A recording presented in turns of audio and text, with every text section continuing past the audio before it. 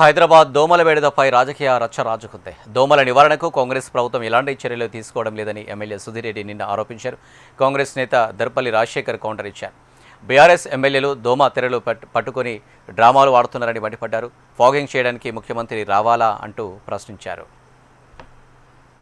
మీరున్నప్పుడు మీకు చేత కాదని రిజైన్ చేసేయండి. ఏం పెద్ద దానివల్ల ఆయన ఏం మాట్లాడుతున్నారంటే హైదరాబాద్ వదిలి వెళ్ళిపోతున్నారంట. మరి మీరే బాధ్యతలు గారండి, దానికి ఎవరు బాధ్యత వహించాలా? మీరు మీ ఎమ్మెల్యేలు మీరే ఉన్నారు కదా హైదరాబాద్ చుట్టూ. ఒకటైతే క్లియర్గా అర్థమైందండి పబ్లిక్, ఇప్పుడు టీఆర్ఎస్ ఎమ్మెల్యేలు గెలిపించడం వల్ల ఏం ఉపయోగం లేదు. ఈ హైదరాబాద్కి వాళ్ళ నుంచి వచ్చేది ఏది లేదు. హైదరాబాద్లో వాళ్ళని గెలిపించినందుకు హైదరాబాద్లో ఏ డెవలప్మెంట్ యాక్టివిటీ చేద్దాం అనుకున్నా కూడా వాళ్ళు అడ్డుపడుతున్నారు. నిన్నటికి నిన్న 3 రోజుల కింద స్వయాన సబితా ఇంద్రారెడ్డి గారి కొడుకు కార్తిక్ రెడ్డి గారు ఎన్జిటిలో కేసేసిండు. దేనికోసం? మూసి ప్రక్షాళన చేస్తుంటే అడ్డుకోవాలని కేసేస్తే ఆ కేసు నిన్న తిరస్కరించబడ్డది. ఎన్జిటి రిపోర్ట్ ఏం చెప్పిందండి?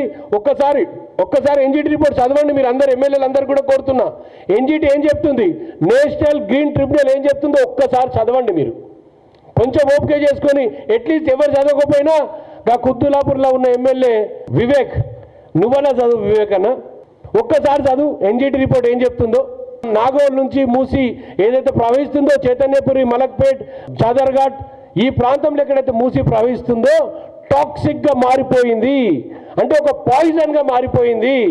ఈరోజు పొద్దున అక్కడ బోన్స్ వచ్చినాయి, అంటే కలవరాలు, చనిపోయిన ఆవులు పడేసినాయి, అందరూ వచ్చి పడేసినాయి, అవన్నీ కూడా ఈరోజు తేలినాయి. దీంట్లో సుందరీకరణ చేద్దామని రేవంత్ రెడ్డి గారు ముందుకు వస్తుంటే దానికి కాళ్ళప్పులో పెడతారు, దాన్ని చేయనియరు.